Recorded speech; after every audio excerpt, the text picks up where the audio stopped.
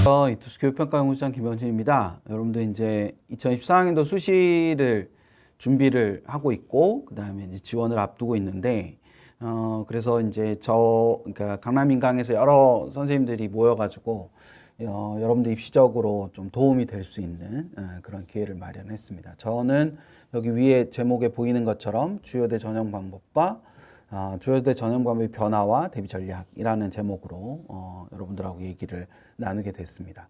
뭐 주요대를 어디까지 할 거냐, 뭐 여러 가지 생각이 있을 수 있지만 저는 일단 서울대 상위 15개 대학이라고 불리는 대학들 중심으로 말씀들을 나눌 거고요. 그래서 전체적으로 그 전년도와 비교했을 때 크게 눈에 띄게 좀 달라지는 점들, 뭐 이런 점들을 언급을 드리고, 그래서 어떤 것들을 좀 조심해야 될지 이런 것들을 이야기 나누는 그런 시간을 갖도록 하겠습니다.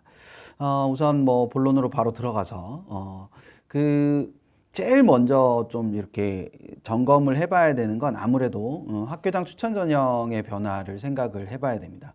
학추라고 해서 지금 대부분의 대학들이 이제 교과 전형으로 이 학교장 추천 전형을 운영하고 있는 추세입니다. 그래서 그 이전에는 없었던 교과 전형을 운영하는 대학들도 있는데, 그게 이제 한 3년째, 4년째 정도 되거든요. 그러니까 이게 조금 안정기로 접어들면서 그 입결들이 좀 모여가지고 전체적인 틀을 이제 규정을 하게 됩니다. 뭐 입결은 어디가에 가면은 잘 나와 있으니까 면연치를 보시면 되는데, 문제는 우리가 이런 입결을 보는 가장 본질적인 이유는 전년도의 입학 결과와 올해의 그 입학 결과가 어느 정도의 유사성을 가지고 있다. 그래서 전년도 입결을 기준으로 지원을 하면 좀 더 합격 가능성을 높일 수 있다라는 것이 기본적인 생각인 건데, 문제는 전년도와 올해의 그 전반적인 입학 방법, 그러니까 전형 방법이 일치해야만 이게 의미가 있지, 만약에 이 두 개가 서로 달라버리면 아무런 의미가 없는 거죠. 모집 인원이 갑자기 늘었다거나 뭐 모집 인원이 갑자기 줄었다거나 이렇게 돼버리면 전년도와 동일한 결과가 발생하지 않을 가능성이 굉장히 높습니다. 그렇죠? 예, 그렇기 때문에 여러분들이 이제 전년도와 달라진 점, 그리고 올해 조금 특징적인 점들을 잘 판단을 해서 그것이 나한테 유리할지 불리할지를 따져가면서 지원하는 것이 무엇보다도 필요하다는 점을 꼭 염두에 두고 보셨으면 좋겠는데, 그래서 이 15개 대학의 그런 변화들을 좀 살펴보면 이렇게 하나의 표로 정리해 보면 이렇습니다. 우선 먼저 그 까만 선으로 되어 있는 부분 있죠. 여기 지금 보시면 여기 이렇게 나와 있는 부분 있잖아요. 요 빨간 포인터가 이렇게 가 있는 부분. 요 부분이 뭘 나타내는 거냐면 수능 최저학력 기준의 존재 유무에 대한 설명이에요. 그래서 15개 대학 중에서 여기 맨 위에 있는 건국대, 그 다음에 동국대, 그쵸? 예, 그리고 쭉 내려와서 보면은 연대, 이화여대, 그리고 쭉 더 내려와서 한양대, 이렇게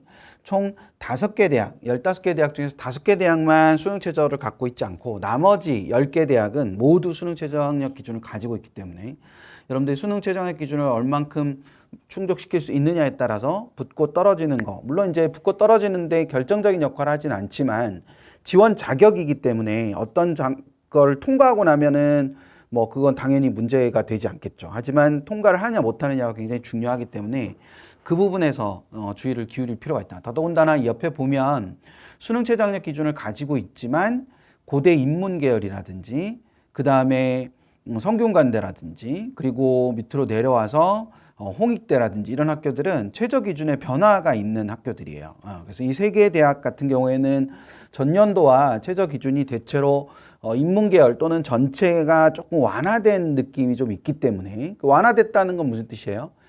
충족할 수 있는, 충족 가능한 인원이 더 많이 늘었다는 거죠. 그러면 전년도에는 뭐 교과 전형이니까 이 전형이 그 교과 성적이 좋음에도 불구하고 최저를 못 맞춰 떨어진 친구들이 올해는 그 중에서 전체는 아니겠지만 일부분은 분명히 올해는 최저를 통과할 수 있는 부분이 있다. 그럼 당연히 입결 자체가 오를 수밖에 없는 구조를 가지고 있겠죠. 그래서 그런 부분에서 여러분들이 저거를 좀 조심해서 주의 깊게 살펴볼 필요가 있다라는 거, 그걸 염두에 두면 될 겁니다.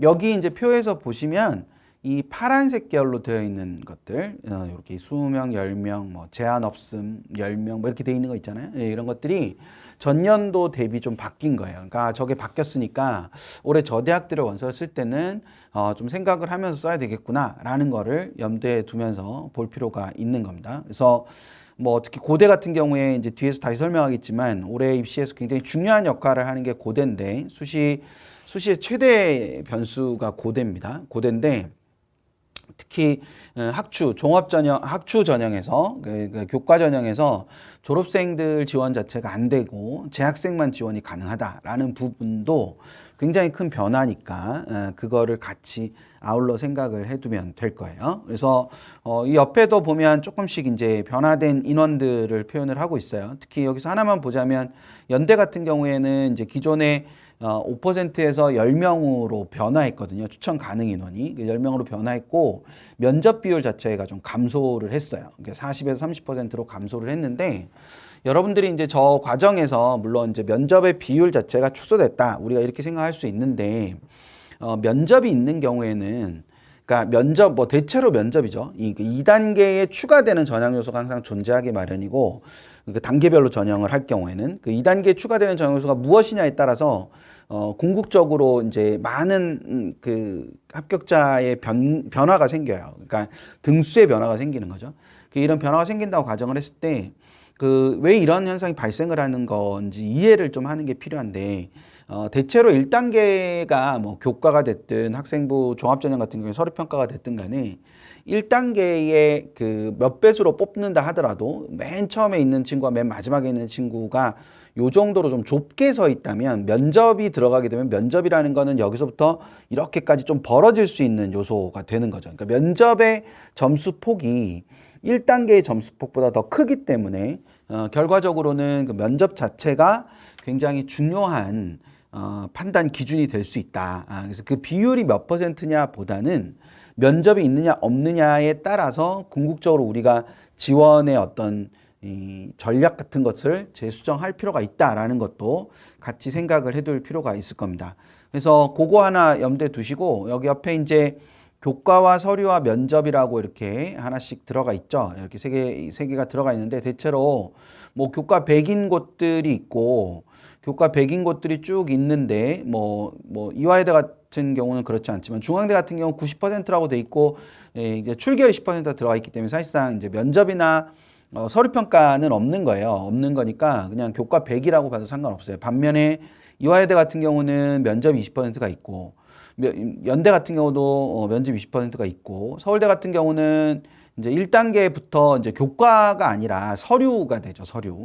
그래서 교과 전형보다는 종합 전형이 좀 더 가까운 성격을 가지고 있어요. 대신에 일반 전형, 서울대 일반 전형하고 다른 점은 이제 여기서는 학교장 추천 전형으로서 학교장 추천을 받아야 된다는 차이점이 있기 때문에 그런 부분을 같이 생각을 해주면 될 겁니다. 반면에 이제 건대, 경희대, 그다음에 고려대, 동국대 같은 경우는 면접은 없지만 서류 심사가 들어간다. 서류 심사를 다른 말로 말하면 이제 뭐 정성평가라고 설명할 수도 있는데 어쨌거나 서류 심사가 들어간다. 그래서 여기 표시는 안 돼 있지만 성균관대 같은 경우도 그런 진로 선택 과목 같은 경우에는 정성평가 들어가기 때문에 그 부분을 좀 참고로 여러분들이 같이 생각을 해 두면서 볼 수 있으면 좋지 않을까라는 생각이 듭니다. 그래서 그거 같이 염두에 두면서 이걸 하나 염두에 두고 두 번째로 좀 생각을 해야 되는 건 이 부분인데 첨단 분야학과 증원이라고 되어 있는 부분이에요. 그러니까 이거는 물론 자연계열 한정이긴 하지만 궁극적으로 자연계열 친구들한테는 굉장히 의미 있는 그런 거라고 볼 수 있어요. 그래서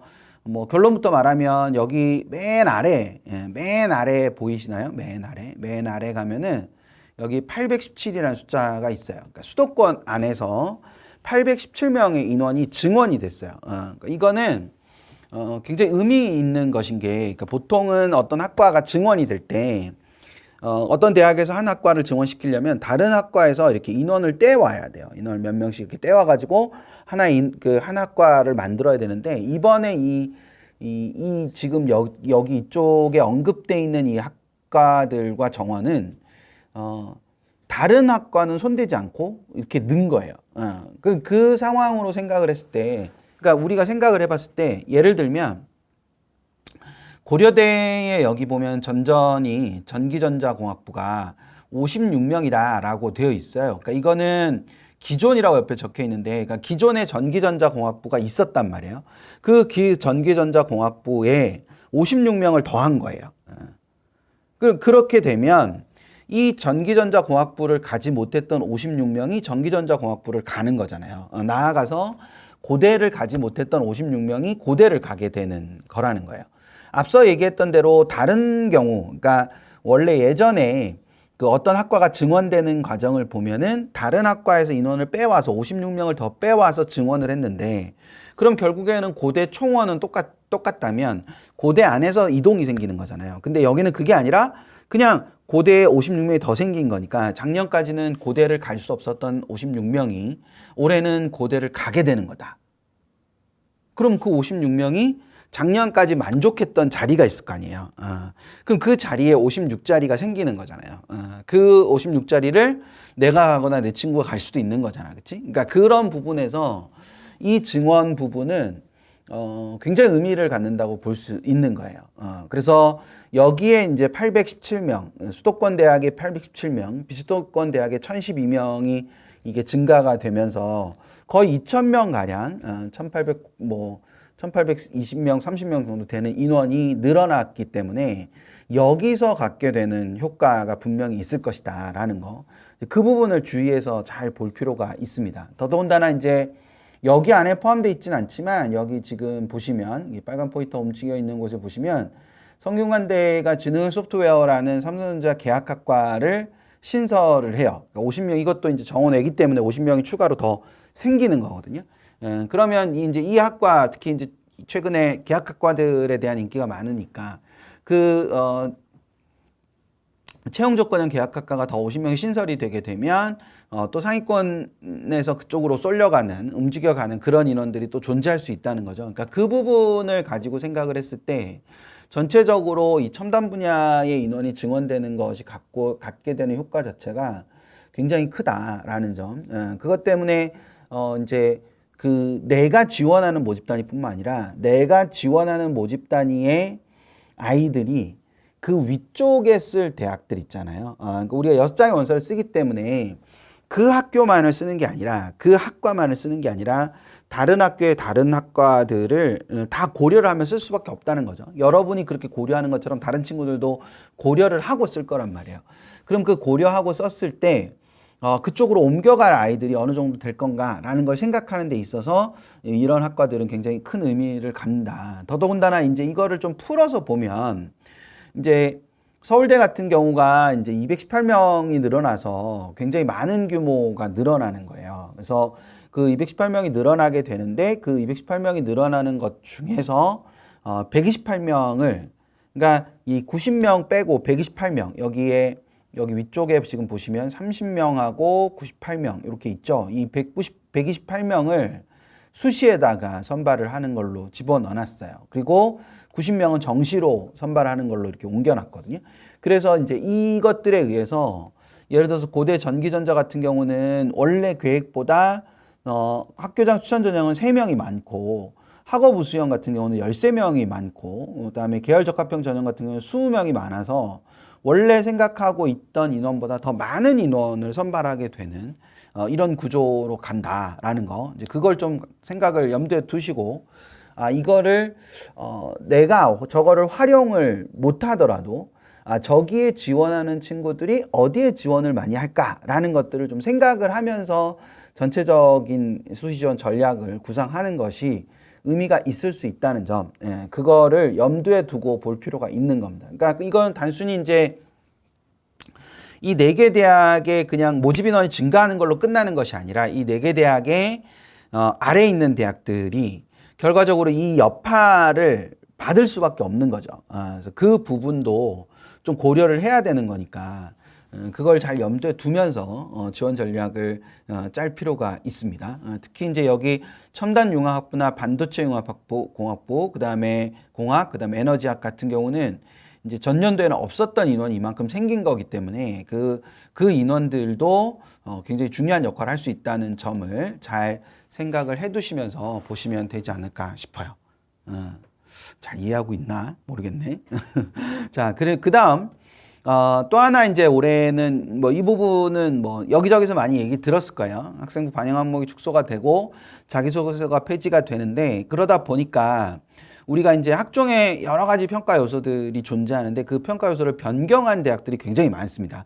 그러니까 학생부 반영 항목이 이만큼 있었을 때에 평가하던 걸 가지고 이렇게 줄어든 상태에서 평가하는 게 쉽지가 않다라고 판단을 하기도 하고, 또 자기소개서가 있을 때 없을 때의 평가 기준 자체가 좀 달라질 수도 있기 때문에 그런 부분 때문에 이 평가 요소를 변경한 대학들이 있어요. 근데 대체로 이제 평가 요소가 반영 항목이 줄어들었으니까 평가 요소 자체도 좀 단순화되는 경향이 있다는 거죠. 그래서 평가 요소의 단순화가 돼 있기 때문에 그걸 생각을 하는데, 예를 들어서 보여드리자면 중앙대 이제 다빈치 인재 전형이라는 전형이 있었는데 그 전형이 올해 그 CA 융합형 인재 전형으로 바뀌었어요. 이렇게 바뀌었거든요. 네, 이렇게 바뀌었는데 물론 이제 다빈치라는 이름을 더 쓸 수가 없어가지고, 왜냐면 이제 중대 안성 캠퍼스가 이제 다빈치 캠퍼스로 바뀌어요. 그래서 그거를 쓸 수가 없으니까 이제 바꾸긴 거긴 한데, 그래서 그러니까 이름은 바뀌었지만 사실은 두 개 전형이 같은 전형이라고 보시면 돼요. CA 융합형 인재 전형이나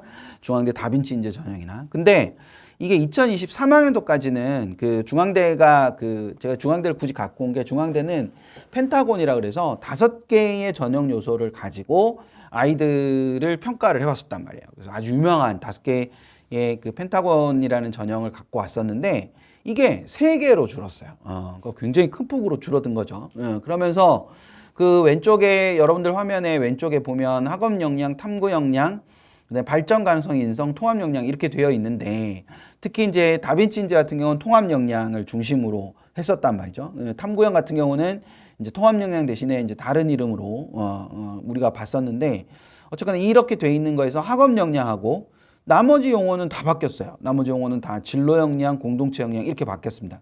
이 진로 역량이라는 것이 이제 종군 적합성과 관련이 되는 부분인데, 그 부분을 30% 보되 학업 역량을 50% 보는 걸로, 그리고 공동체 역량을 20% 보는 걸로 바뀌었다라는 걸 우리가 볼 수 있는 거죠. 여기서 이 공동체 역량이라는 거, 여기 이제 인성이랑 비슷한 부분이라고 보면 되는데, 통합 역량, 발전 가능성, 탐구 역량을 다 묶어가지고 진로 역량에 집어넣은 건 아니고 학업 역량에도 일부 가고 그다음 진로 역량에도 일부 가고 이러는 형태가 된 거예요. 그래서 어쨌거나 전체적으로 이 중앙대뿐만 아니라 다른 대학들도 전형 요소를 단순화시키고, 특히 3개의 전형 요소로 단순화시킨 대학들이 꽤 많이 있습니다. 그래서 근데 이제 이 학업 역량이나 진로 역량이나 공동체 역량이라는 이 3개의 전형 요소로, 평가 요소로 이걸 거의 이제 비슷하게 가기 시작을 하는데, 이 3개의 평가 요소를 어떤 비율로 반영을 할 거냐, 또는 이 학업 역량 안에 어떠한 평가 항목들을 둘 거냐라는 부분은 대학마다 다를 수 있다. 따라서 여러분들이 지금 수시 모집 요강이나 학생부 종합전형 안내서라는 게 있어요. 다시요. 학생부 종합전형 안내서 또는 수시 모집 요강, 여기에 보면은 서류평가 방식이라는 걸 굉장히 구체적으로 언급하고 있는 대학들이 많이 있습니다.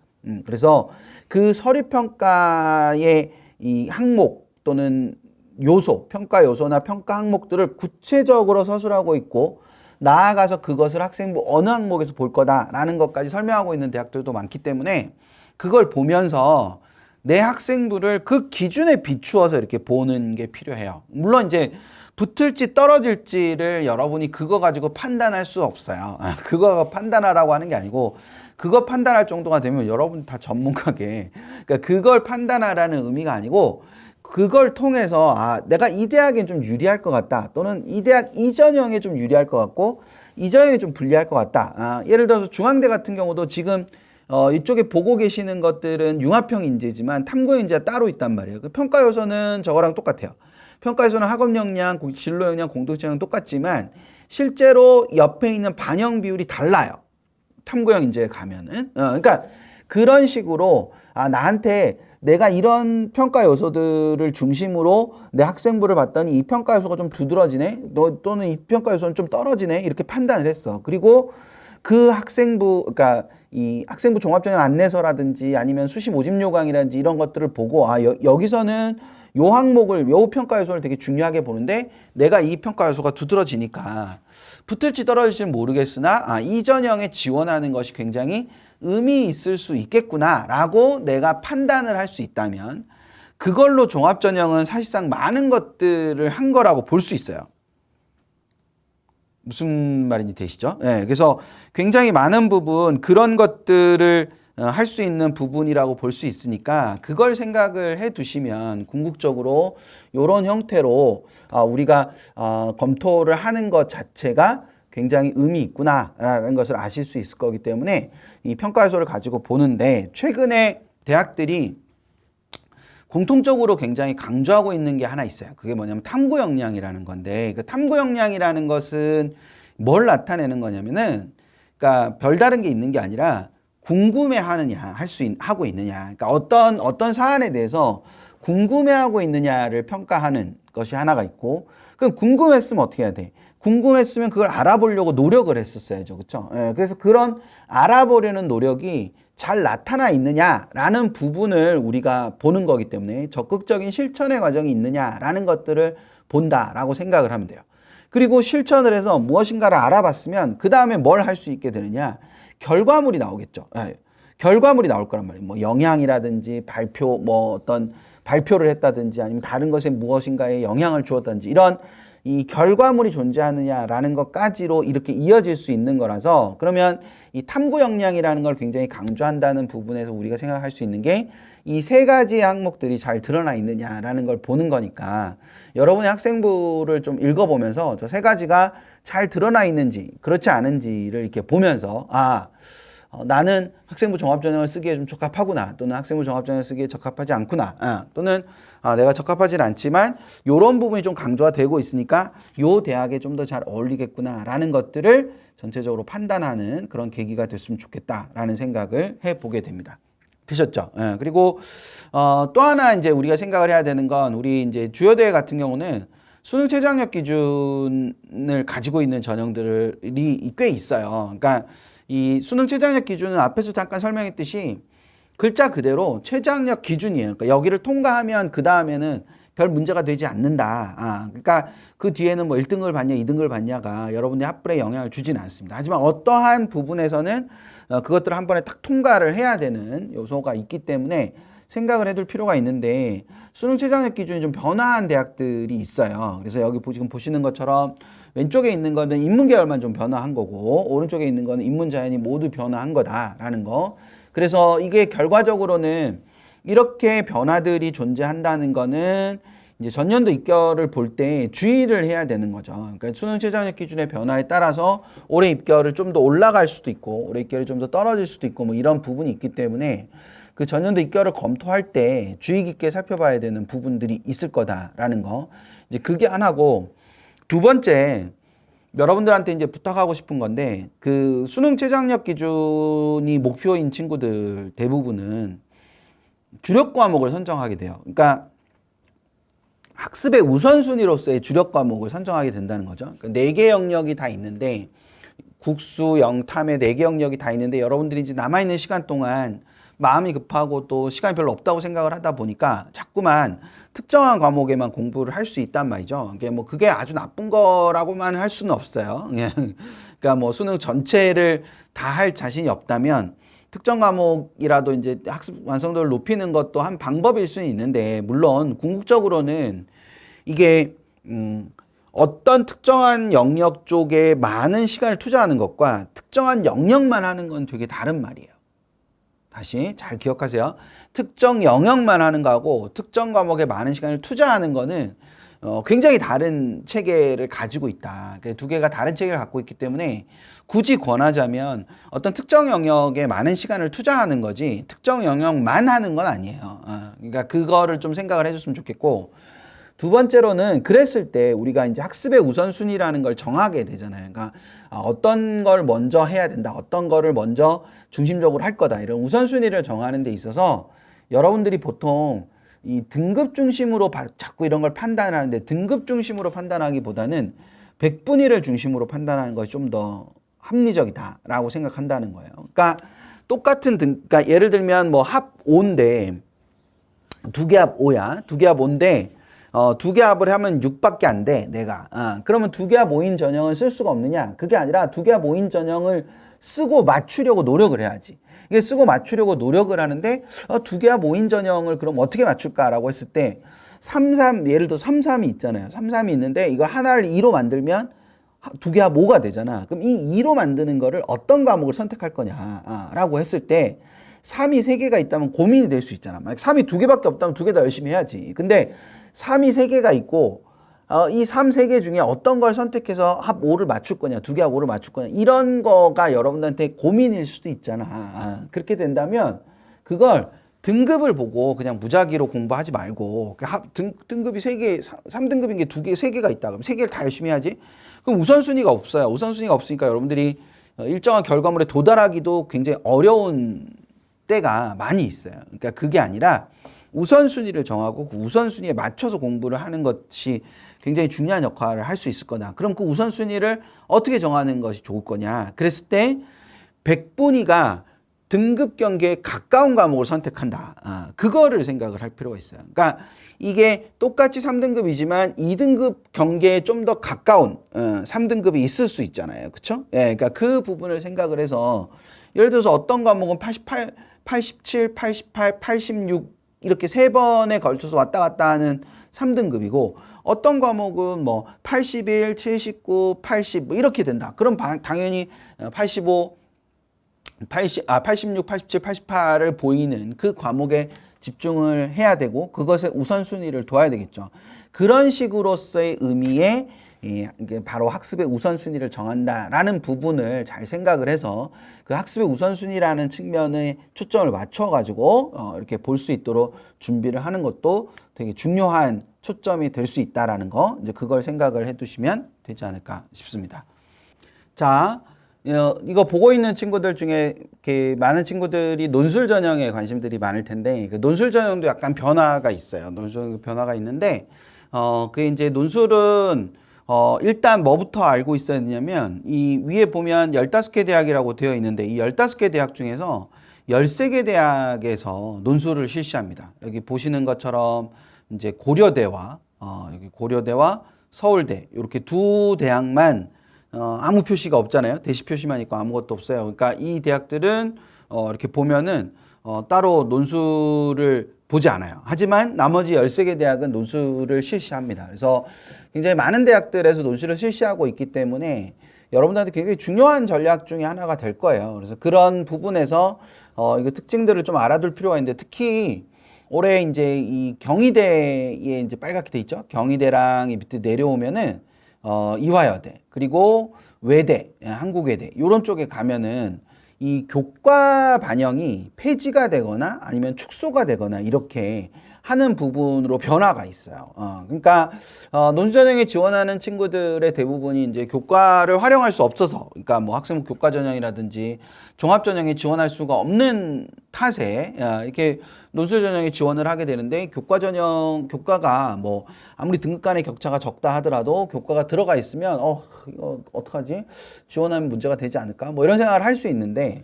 경희대와 이대가 이제 논술에서 교과 전형 자체, 교과 반영 자체가 폐지가 됐다는 건 굉장히 의미가 있는 그런 변화라고 볼 수 있죠. 그리고 외대 같은 경우도 이제 그 교과의 반영 비율 자체가 축소가 됐기 때문에 전반적으로는 이제 좀 논술의 비중 자체가 조금씩 더 늘고 있는 추세다라는 거를 생각을 해볼 수 있을 거예요. 물론 이제 대학별로 조금씩 차이는 있지만 모집 인원 자체는 조금 줄어들긴 했지만 그럼에도 불구하고 논술 계속 유효한 전략이다라는 부분을 생각을 하시고 이걸 어떤 식으로 내가 활용을 해봐야 되겠다라는 것에 좀 염두를 두고 보시는 게 필요하지 않을까라는 생각이 듭니다. 그리고 중앙대 같은 경우는 자연계열에서 과학논술이 폐지가 됐어요. 그러니까 수학논술이랑 과학논술이 이렇게 있는데 그 수학논술만 보고 과학논술을 올해부터 보지 않는 걸로 바뀌었기 때문에 준비하는 입장에서 보면 과학논술을 준비하지 않고 수학논술만 준비해도 되니까 좀 준비가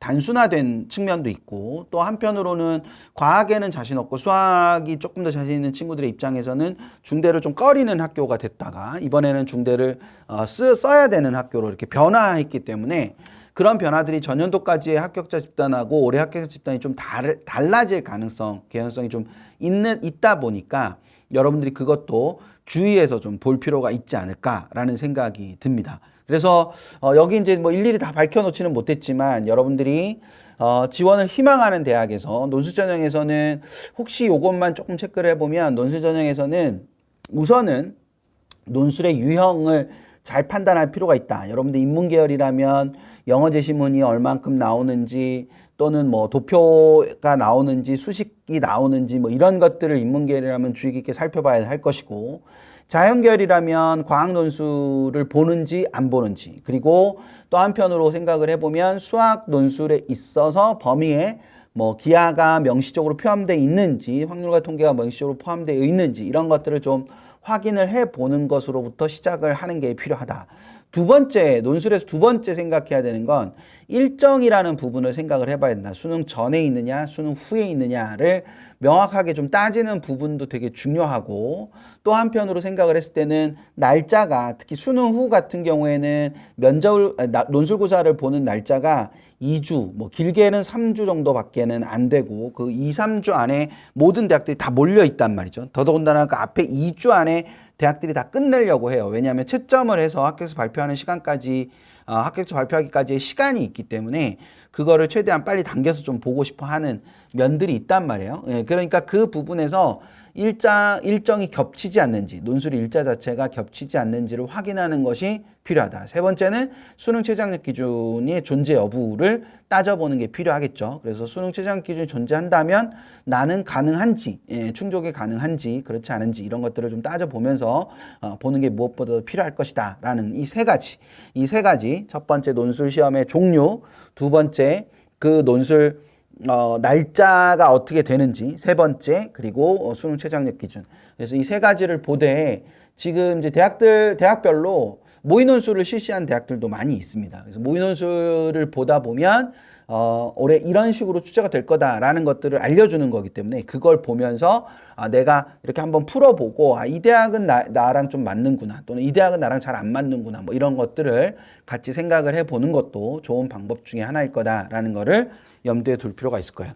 혹시 앞에서 제가 했던 얘기 기억하시는지 모르겠는데 올해 고대가 아주 중요한 변수로서 역할을 할 거다. 주요대에 있어서는 이 고대의 여러 가지 변화들이 굉장히 중요한 역할을 할 거다라고 말씀을 드렸었는데, 이제 그 부분을 가지고 생각을 했을 때 고대 학추는 굉장히 여러 가지의 여파가 있을 수 있습니다. 첫 번째는 모집 인원의 감소가 아주 중요한 역할을 할 수 있어요. 합쳐가지고 거의 뭐 200명 가까운 인원이, 그러니까 191명이니까 거의 200명에 가깝죠. 그 200명에 가까운 인원이 고대 학추에서 인원이 줄었어요.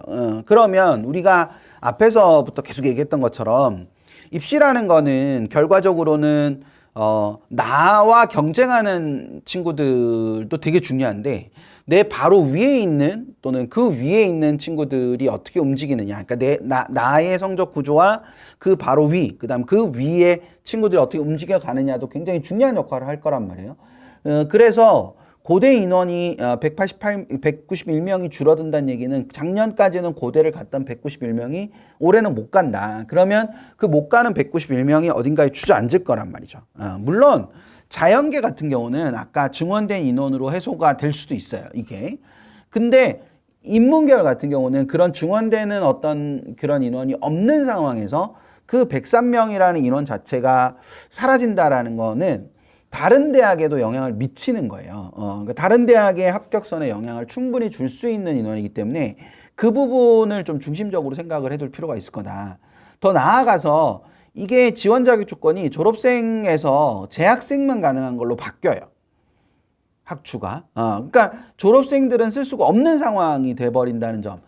그렇다면 이제 쓸 수 있는 인원 자체가 굉장히 축소가 되는 상황이 될 수 있잖아요. 그러니까 그것과 함께 특히 인문계열에 굉장히 큰 영향을 미치게 될 학업 우수형과 학교 추천 전형의 지원자가 중복 지원이 안 됩니다. 그러니까 전년도까지는 이 두 전형의 중복 지원이 가능했었다. 그러면 특히 인문계열 최상위권 같은 경우는 원서를 쓸 수 있는 게 굉장히 제한적이기 때문에, 자연계열 같은 경우는 의학계열로 넘어가게 되면 굉장히 많은 원서를 쓸 수 있죠. 즉 고대를 원서를 쓰는 친구들이 고대보다 더 상위권 대학을 원서를 쓸 수 있는 여지가 되게 많이 있다는 거예요. 의대와 약대만 합쳐도 70개가 넘는데, 그러니까 그게 굉장히 많은 인원들이 그쪽에다가 원서를 쓸 수 있는데, 인문계열 같은 경우는 고대보다 더 위를 쓰자면 학교가 하나나 두 개 정도밖에 없기 때문에 결과적으로 그 고대 선에서 쓸 수 있는 학교들 전형들은 다 쓰게 돼, 중복해서 쓰게 된다. 그래서 학업우 수형과 학교 추천 전형의 이 중복 지원 인원들이 꽤 있었는데 그 인원들이 불가하게 된다는 거죠. 둘 중에 하나를 골라야 되는 문제가 생기는 거예요. 그러니까 이걸 하나 고르게 되면 결과적으로 어떤 친구가 학교 추천을 쓰지 않고 학업 우수형만 쓰게 된다든지 아니면 학업 우수형을 쓰지 않고 학교 추천만 쓰게 된다든지 이렇게 되게 되면 그 두 개 전형의 지원 집단의 성격 자체가 달라지게 되잖아요. 그러면 결과적으로 합격자도 달라질 수밖에 없는 구조를 갖기 때문에 그 학업 우수형과 중복 지원이 불가하다는 것도 굉장히 큰 이슈로 존재할 거예요. 그 와중에 이제 인문계열 수능 최저학력 기준이 완화가 됐고 진로 선택 과목의 운영 방식 자체도 작년까지는 A 등급이라 할지라도 성취 비율의 영향을 받았다면 올해부터는 A 성취도를 갖고 있으면 무조건 다 만점이 되는 구조가 되기 때문에 이 여러 가지 변화들이 많이 있단 말이에요. 그러니까 이 부분들의 변화들이 결과적으로 다른 대학에 영향을 미칠 수 있고 나아가서 또 한편으로는 고대 학업우수 지원자의 성격이 변화할 수 있는 가능성이 있기 때문에 2023학년도까지의 결과를 해석할 때 그리고 해석하고 활용할 때 굉장히 조심해야 되는 부분들이 있을 거다라는 거를 염두에 두고 이게 뭐 그러면 너 어떻게 하라는 얘기냐 그 어떻게 하라는 얘기라기보다는 그러니까 저런 부분들을 유의해야 될 필요가 있을 거다. 물론 단언할 수는 없죠. 그렇다고 해서 학교장 추천 전형의 결과값이 무조건 오를 것이다 이렇게 얘기할 수도 없고 학업 우수형의 뭐 내신이 뭐 오를 거다 교과가 오를 거다 이렇게 말할 수도 없어요. 물론 여러 가지의 가능성을 봤을 때 인문계열 같은 경우는 고대 학추의 합격선 자체가 상승할 여러 가지 개연성이 존재하죠. 자연계열 같은 경우는 좀 혼란스럽긴 합니다. 여러 가지가 복합되어 있어서 그런 부분이 있지만 인문계열 같은 경우는 좀 상승할 가능성을 염두에 둔 상태에서 보수적으로 접근하는 것도 굉장히 중요한 역할을 할 거다. 뭐 이런 부분을 생각해 볼 수 있으니까 그것들도 같이 생각을 좀 해두면서 보고 있으면 좋지 않을까라는 생각이 듭니다. 또 하나 이제 올해 주요 대학의 변화 중에 하나 점검해야 되는 요소는 요건데 이게 정시 아니고 수시인데 수능 응시 지정 영역이 무슨 상관이에요? 라고 생각할 수 있는데 수능 응시 지정 영역은 정시에만 해당하는 것이 아니고요. 수시 수능 최저학력 기준에도 적용이 됩니다. 따라서 수능 응시 지정 영역이 변경됐다는 걸 수시 원서를 쓰는 과정에서도 좀 생각을 많이 하면서 여러분들이 고려를 할 필요가 있을 거다. 그래서 지금 보면 서강대랑 성균관대 같은 경우는 이제 인문 자연이 나뉘어져 있던 요 부분, 특히 자연 부분에서 미적분 기하 중에 하나를 택하고 그다음에 탐구 과목을 무조건 해야 되는 요런 부분들이 좀 변화한 부분이 있어요. 그래서 이게 그 필수 응시 지정 영역을 폐지를 했죠. 서강대도 폐지를 했고 성균관대도 폐지를 했으나 성균관대와 서강대의 이제 하나의 차이점은 성균관대 같은 경우는 과탐 과목을 한 과목은 이수를 그러니까 응시를 해야 돼요. 그러니까 자연계열로 지원을 할 때 사과탐을 모두 튼 게 아니라 과탐 한 과목으로 제한은 걸어 놓은 거다. 근데 수학 자체는 역시 터져 있는 거다라고 생각을 할 수 있어요. 반면 경희대나 서울시립대 같은 경우, 경희대나 서울시립대 같은 경우는 좀 특이한 변화들이 있는데 경희대 같은 경우는 4개의 모집단이 그러니까 건축이나 간호, 그 다음에 이제 지리, 한의에 이렇게 4개의 모집 단위를 인문계열과 자연계열 나누어서 정원이 있어요. 그러니까 이 4개의 모집 단위 인문자연이 나누어서 모집 단위가 있는데 이 나뉘어진 모집 단위에서 인문사회계열 같은 경우는 반드시 사회탐구 2과목을 응시하고 그 다음에 확률과 통계를 응시해야만 여기에 지원을 할 수 있습니다. 그럼 수능 최저 학력 기준 자체도 이 4개의 모집 단위에 있어서는 확률과 통계와 그 다음에 사회탐구 과목으로 지정이 되어 있다는 거죠. 그리고 서울시립대 같은 경우도 인문계열 3이라는 모집 단위가 있는데 모집 단위 이제 개편이 일어나면서 모집 계열에 인문계열 3 모집 계열에 뭐 국문과, 뭐 영문과, 철학과 뭐 이런 학과들이 있는 이쪽에는 사회탐구에 응시해야만 지원이 가능합니다. 그러니까 이거는 수능 최저학력 기준에서도 그대로 적용이 되는 거니까 여러분들이 이걸 꼼꼼하게 이렇게 살펴보면서 요런 대학들은 이런 변화들이 있구나라는 거를 점검을 하고 지원을 검토할 수 있으면 좋겠습니다. 되셨죠? 네. 개별적인 몇 개 대학의 변화들을 좀 보자면 우선 이제 서울대는 지역균형 모집 인원이 감소를 했어요. 그래서 그 지역균형 모집 인원이 좀 감소를 하면서 일반 전형 인원으로 좀 옮겨간 것도 있고 수능유시 전형으로 옮겨간 것도 있고 그래서 우리 학교에서 이제 2명만 쓸 수 있는 전형 있죠. 그 전형이 조금 변화한 게 있으니까 그거 생각해 두고 뭐 익히 알다시피 수능 응시 지정 과목의 변화가 있죠. 과학 2과목의 필수가 폐지가 됐습니다. 그래서 그 부분의 변화가 좀 있으니까 그걸 참고로 생각을 해주시면 될 것 같고 연대는 아까 면접 비율, 추천형의 면접 비율이 감소했다. 학추의 면접 비율이 감소했다는 특징을 아까 봤었고 고대는 학업 우수형에서 1단계 합격자의 배수가 축소가 됐어요. 그러니까 1단계 합격할 수 있는 인원이 그러니까 배수를 줄였다라고 생각을 하면 될 것 같고 계열 적합형의 면접 비율이 증가가 됐습니다. 그러니까 계열 적합형에서 면접이 차지하는 비중이 좀 더 올라갔다 이렇게 생각할 수 있겠죠. 그리고 계열 적합형에서 이제 기존의 의과대학 면접에서 MMI를 실시하지 않고 있었는데 올해부터 MMI를 실시하는 걸로 변화가 됐으니까 그것도 아울러 잘 변화로 생각을 해두고 계시면 될 것 같고요. 서강대는 이제 진로 선택 과목의 반영 방식의 변화가 있습니다. 그래서 아까 고대처럼 고대도 이제 성취 비율을 가지고 하던 입장에서 A는 그대로 되는 걸로 A는 그대로 가는 걸로 이제 갔어요. 근데 서강대 같은 경우는 이제 이 여러 진로 선택 과목들을 합산하는 걸로 이렇게 변화가 됐습니다. 합산하는 걸로 변화가 돼서 궁극적으로는 이제 진로 선택 과목을 많이 이수하면 좀 더 도움이 되는 부분도 있을 것인데 궁극적으로는 이제 비율의 영역이 좀 축소된 이런 부분이 있으니까 전년도까지와는 좀 다른 결과들을 가져올 수 있을 거다라는 거를 생각을 하고 여러분들 준비를 해두고 있으면 좋지 않을까 싶고요. 성균관대는 아까 앞에서 얘기했던 대로 진행 소프트웨어가 신설이 돼서 50명으로 신설이 됐고 그 다음에 과학인재 전형이 신설이 됐는데 그 과학인재 전형은 이제 면접을 실시합니다. 모든 모집 단위에. 그러니까 그 이전까지 성균관대는 일부 모집 단위에서만 면접을 실시하고 나머지 모집 단위는 다 서류 100%였어요. 그러니까 대부분의 모집 단위들이. 근데 이제 과학인재 전형이 새로 신설이 되면서 이 과학인재 전형이 면접을 실시하는 걸로. 근데 그 면접은 교과 면접, 즉 제시문을 주고 그 제시문에 있는 문제를 푸는 교과 면접의 형태로 진행이 되는 거니까 그 부분을 같이 생각을 해두고 있으면 될 겁니다. 그거 염두에 두시고 이대는 모집 단위 변경이 굉장히 많아요. 그러니까 이게 모집 단위 변경은 여러분들은 그냥 올해 지원을 하는 거니까 별 문제가 없죠. 근데 이제 모집 단위 변경에서 초점은 어디에 있냐면 그 모집 단위 변경된 모집 단위에 전년도 입결을 비교할 때 이게 어디서 온 건지 또는 어디랑 합쳐진 건지 이거를 되게 잘 봐야 되는 부분이 있다는 거예요. 그래서 모집 단위 변경이 굉장히 큰 이슈여서 이대를 검토할 때는 모집 단위 변경을 제일 먼저 확인을 하고 그 모집 단위에 따라서 어떤 모집 단위들에 따라서는 전년도에 어떤 결과를 참고를 해야 될지를 명확하게 잘 판단을 하는 게 무엇보다도 필요하다는 점, 그걸 생각을 해두시면 될 것 같습니다. 되셨죠?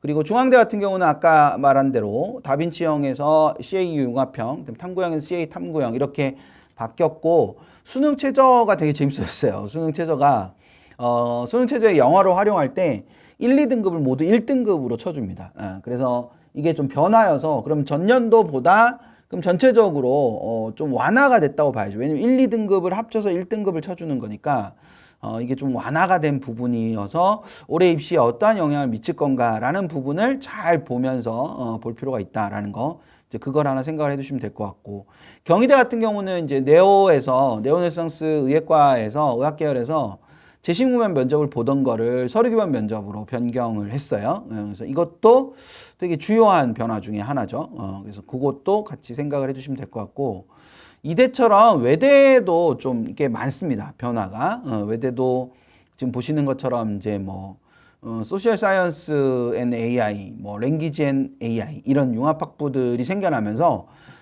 굉장히 많은 모집단이 신설이 됐고 특히 글로벌 캠퍼스 같은 경우는 자연계열의 이제 그러니까 모집 단위를 폐지하거나 신설하거나 통합하는 이런 움직임이 굉장히 많기 때문에 전년도 결과 볼 때 되게 조심해서 봐야 되는 그런 대학 중에 하나다라고 볼 수 있을 거예요. 그리고 전년도까지 실시하지 않던 반영하지 않던 진로선택 과목을 올해 이제 반영을 하기 때문에 그 부분도 좀 참고해서 볼 필요가 있습니다. 외대는 하나만 더 언급을 하자면 외대는 여러분들이 익숙히 아는 교과 방식, 교과 반영 방식과 좀 다른 반영 방식을 써요. 그러니까 우리가 익숙히 아는 교과 반영 방식은 등급이 있고 그 석자 등급에 해당하는 환산 점수가 있어서 그 석자 등급 환산 점수를 계산해 가지고 점수를 내는 이런 구조로 되어 있죠. 물론 이제 서강대 논술도 조금 그걸 극간별로 이렇게 나타내서 좀 차이가 있긴 하지만 이게 외대는 모든 구간에서 원점수와 비교를 합니다. 그러니까 원점수 환산 점수가 있고 등급 점수 환산 점수가 있어요. 그러니까 석차 등급별 환산 점수, 원점수별 환산 점수 이렇게 두 종류가 있어가지고 두 종류 중에 좋은 걸 써줍니다. 좋은 걸 써주니까 대체로 많은 친구들이 이제 원점수가 높은 경우에는 원점수가 높고도 등급이 좋지 않은 경우에는 굉장히 유리한 쪽으로 바뀌게 되겠죠. 그래서 그런 부분의 변화들이 좀 있으니까 이게 다른 데하고 좀 다르니까 이게 이제 올해 처음 도입되는 건 아니에요. 예전부터 그렇게 해왔던 상황이라서 외대를 지원할 때는 특히 교과 전형으로 외대를 지원할 때는 환산 점수를 뽑아보고 그 환산 점수에 따르는 유불리를 잘 점검할 필요가 있다라는 거 이제 그것도 생각을 해두시면 될 거예요. 그리고 뭐 동대 같은 경우가 이제 물리반도체과학부가 분리가 되죠. 그래서 물리학과랑 시스템 반도체학부로 이렇게 나누어서 모집 정원을 쪼개서 나눠서 갖게 됩니다. 그러니까 전년도는 물리반도체과학부로 입결이 나와 있지만 물리학과와 시스템 반도체학부로 나눠졌기 때문에 이 입결이 그냥 단순히 딱 물리학과를 지원하고자 하는데 전년도 결과를 갖고 된다 안 된다를 판단하고 지원하기가 조금 어려운 면이 있을 거다라는 점 그것도 참고로 생각을 해두시면 될 거예요. 이게 다시 보기가 되니까 여러분들이 이제 다시 보면서 내가 희망하는 대학들이 어떤 식의 변화들이 있고 그 대학의 변화들은 윗선의 대학의 어떤 부분에 영향을 좀 받을 수 있을까? 또는 이제 이거를 쓰게 되면 아래 대학의 어떤 대학들의 영향까지를 줄 수 있을까? 그러면 그 내가 6장의 원서를 구성할 때 요 대학에 하나 쓰고 아래 대학에는 어디를 쓰고 윗 대학에는 어디를 써야지 뭐 이런 부분들을 전략을 구성하는 데 있어서 오늘 들었던 것들이 조금이라도 도움이 되었기를 바라면서 저는 오늘 여기까지 하도록 하겠습니다. 다른 선생님들 것도 많이 들으시고 참고해서 올해 수시에서 좋은 결과 얻을 수 있기를 진심으로 기대하겠습니다. 감사합니다.